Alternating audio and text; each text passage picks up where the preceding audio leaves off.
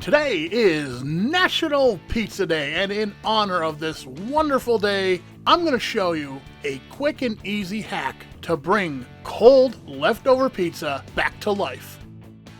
Picture this, it's Friday night, and you and some friends and family are enjoying some great pizza from one of our many awesome pizza joints in the area.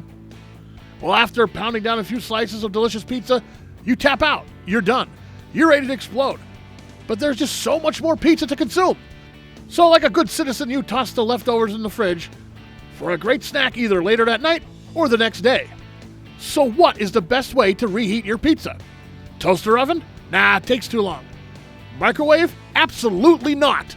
Just follow these 4 simple steps and you'll be enjoying some great leftover pizza in no time. Step 1, place your pizza in a non-stick frying pan. Heat on low to medium for about 2 minutes. Then after 2 minutes, when the bottom is nice and crispy, place 2 drops of water into the pan, away from the pizza, and reduce the heat to low. Then put a lid on the pan and leave it to steam for 1 minute. And finally, enjoy your leftover pizza.